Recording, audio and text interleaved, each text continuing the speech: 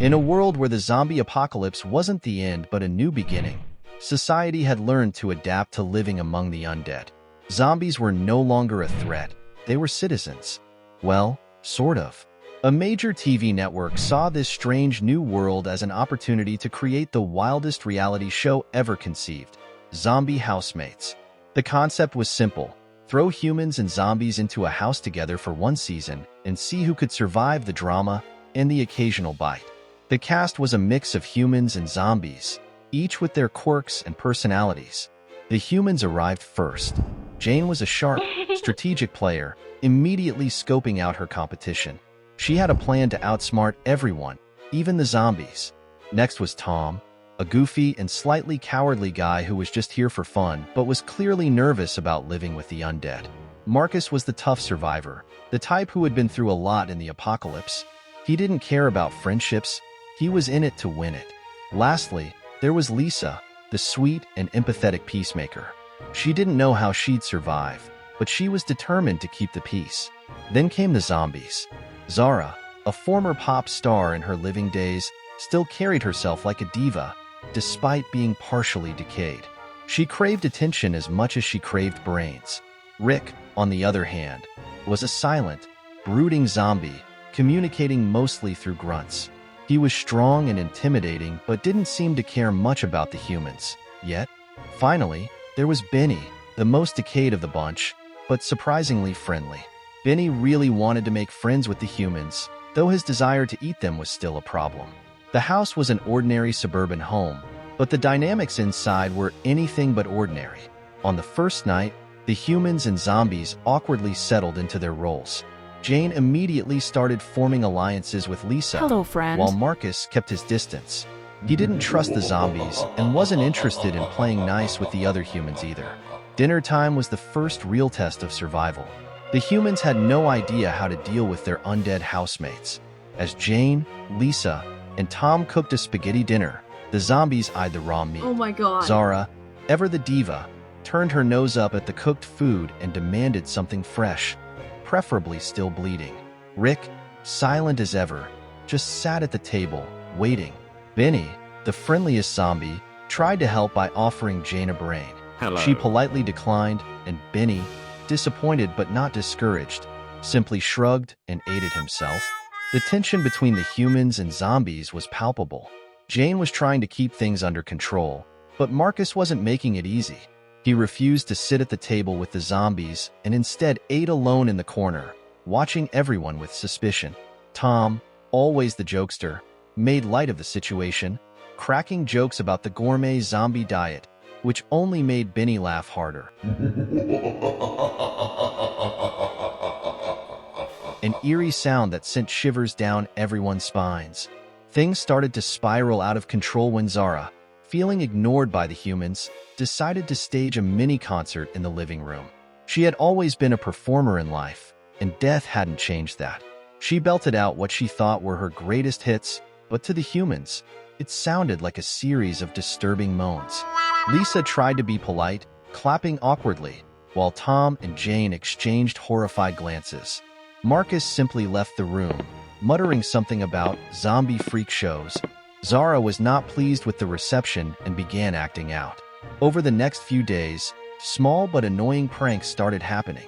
Furniture was mysteriously moved, belongings went missing, and strange zombie love notes appeared under doors.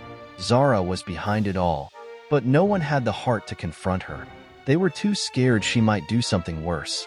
As the days went on, Jane grew more determined to survive the house's challenges. She tried to form a plan to win over the zombies, particularly Rick. She noticed that despite his silence, Rick seemed to be the key to controlling the group. If she could get him on her side, she could win. However, Marcus was working against her. He saw Jane's growing influence and decided to sabotage her at every turn. He refused to cooperate with the zombies and even started spreading rumors that Jane was secretly planning to let them bite someone. The house dynamics became more chaotic as alliances formed and distrust grew. Benny, ever the optimist, tried to make friends with the humans, but his efforts often ended in disaster. At one point, he accidentally tried to hug Lisa, who screamed and ran away, convinced he was about to bite her. As the first week in the house came to a close, it became clear that zombie housemates was not just a game of survival.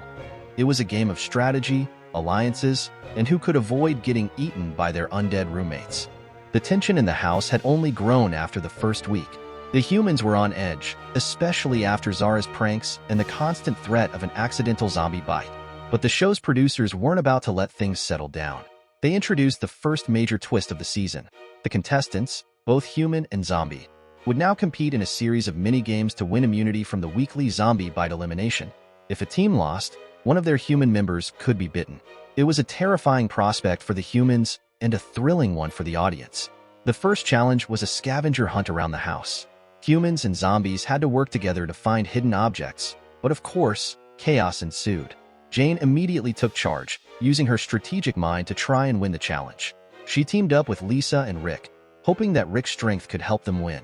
Marcus, however, wasn't having it. He refused to work with the zombies and started sabotaging Jane's team at every turn. As the scavenger hunt progressed, the house descended into madness. Zara, still holding a grudge from her failed concert, deliberately misled Marcus into the wrong rooms, while Benny tried to help but only managed to knock over a few lamps in the process. Tom, caught in the middle, tried to keep everyone calm, but his jokes fell flat in the face of the mounting tension. Then, disaster struck. Marcus, in his attempt to win at all costs, accidentally knocked Zara into Lisa. Zara, acting on instinct, bit Lisa's arm, though not hard enough to turn her into a zombie. Still, the damage was done. Lisa was furious, and the house was thrown into chaos. Jane blamed Marcus for the accident, and their rivalry reached a boiling point. Despite the chaos, Jane's team managed to win the scavenger hunt, earning immunity for the week. But the bite incident left the house more divided than ever. Lisa was now terrified of the zombies. Marcus was more isolated than ever, and Jane was determined to take him down once and for all. The final weeks of zombie housemates would only get more intense from here. As the second week began, the zombie housemates were barely holding it together. The bite incident had left a mark, both literally and emotionally, on Lisa. Even though she hadn't turned into a zombie, she was now extra cautious around Zara and the other undead. The other humans noticed her pulling away from the group, spending more time alone in her room. Jane tried to comfort her, but Lisa was too shaken to fully trust anyone anymore. Meanwhile, Marcus was facing his own troubles. He was more isolated than ever after the scavenger hunt disaster. No one wanted to work with him, and the zombies certainly weren't interested in helping him either. Zara, still holding a grudge, made sure to keep Marcus as far away from her as possible, giving him cold stares whenever they crossed paths. Even Benny, who tried to be friendly to everyone, was hesitant around Marcus now. The producers, seeing the tension rising, decided to stir the pot even more. The next challenge was called Trust or Bust. The humans had to rely on their zombie housemates to help them complete a series of tasks, which involved everything from physical strength to brainpower. The catch? The zombies were in charge of deciding who to help, and they could choose to sabotage the humans if they wanted. Jane, always thinking strategically, knew she had to get Rick on her side. Rick, who had remained mostly silent up until now, seemed like the only zombie who wasn't actively causing problems. Jane approached him cautiously, offering to help him with his tasks in exchange for his cooperation in the challenge. Surprisingly, Rick agreed, though his response was little more than a grunt and a nod.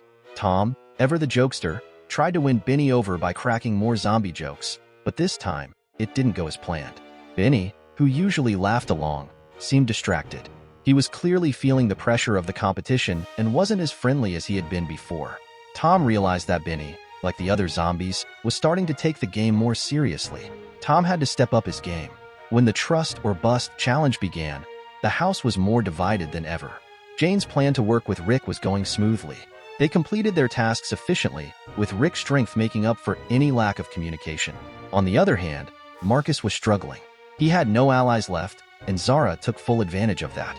She sabotaged every one of his tasks, laughing as Marcus grew more and more frustrated.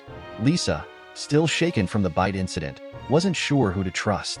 She hesitated to work with any of the zombies, especially Zara, but with Jane's encouragement, she teamed up with Benny, who seemed to be the least threatening of the undead. Despite his decayed appearance, Benny proved to be surprisingly helpful, and Lisa slowly started to regain her confidence. But just as it seemed like the humans might have a chance to win, Zara made her move. During the final task, Where the humans had to solve a puzzle with the zombies' help, Zara deliberately gave Marcus the wrong pieces. As a result, his team failed miserably and Jane's team won again. Marcus was furious, accusing Zara of cheating, but the rules were clear. The zombies were allowed to sabotage, and she had done it within the game's guidelines. The fallout from the challenge was intense. Marcus's outburst only pushed him further away from the group, while Jane's alliance with Rick seemed stronger than ever. Lisa, although still wary, had started to come out of her shell again, thanks to her newfound friendship with Benny. But behind the scenes, the producers weren't done. They had one more twist planned for the end of the week. An elimination challenge where one of the humans would have to face off against the zombie in a head-to-head competition. The catch? If the human lost, they would have to spend the next day pretending to be a zombie, complete with makeup and a bite mark, to see how well they could survive as one of the undead. As the elimination challenge loomed, the humans were on edge. They didn't know who would be chosen to compete, and the thought of having to act like a zombie for an entire day was terrifying. The producers had been vague about the rules, but the humans knew it wouldn't be easy. The day of the challenge arrived, and the contestants gathered in the living room, waiting for the announcement. The host, a charismatic TV personality with a wicked grin, revealed that the chosen human would be Lisa. She would have to face Zara in a zombie versus human showdown. Lisa's heart raced. She had barely recovered from the bite incident, and now she had to go up against the very zombie who had nearly turned her. Jane tried to comfort her, offering advice and encouragement, but Lisa felt like she was on her own. Zara, on the other hand, seemed thrilled. She had been waiting for another chance to mess with Lisa, and this challenge was the perfect opportunity. The elimination challenge was a race through an obstacle course designed to test both physical strength and mental agility. The twist? The zombies were given a slight advantage. Zara, with her enhanced undead strength, could knock obstacles out of her way, while Lisa had to rely on her wits to navigate the course. The challenge began, and Zara quickly took the lead, smashing through barriers and easily climbing over walls. Lisa, struggling to keep up, used her agility to slip through tight spaces and avoid obstacles. It was clear that Zara's strength gave her the upper hand, but Lisa wasn't giving up without a fight. As they neared the finish line, Zara made her move. She deliberately knocked over a large crate in Lisa's path, blocking her way. For a moment, it seemed like Zara would win. But then, in a surprising turn, Benny, who had been watching from the sidelines, shouted out words of encouragement to Lisa. "You've got this," he yelled, clapping his decayed hands. Inspired by Benny's unexpected support, Lisa found the strength to push past the obstacle. She scrambled over the crate and made a mad dash for the finish line. Zara, distracted by her own overconfidence, stumbled at the last moment, allowing Lisa to cross the line just seconds ahead of her. The humans erupted in cheers, and even some of the zombies seemed impressed. Lisa had won the challenge, proving that she could survive in the zombie house, and maybe even outwit her undead competitors. Zara, of course, was less than thrilled, but she accepted her loss with a dramatic eye roll and a shrug. As a reward for her victory, Lisa was given immunity from the next elimination, and the house seemed to settle down for the first time in weeks. The humans and zombies, despite their differences, were starting to form unlikely alliances. Even Marcus, who had been so isolated, began to see the value in working with the zombies rather than against them. But the producers weren't done yet. They teased that the final weeks of Zombie Housemates would be the most intense yet, with even bigger twists and surprises in store. As the season neared its end, the question remained: who would come out on top, the humans or the zombies? And more importantly, could they all survive without getting eaten? The tension in the house was far from over,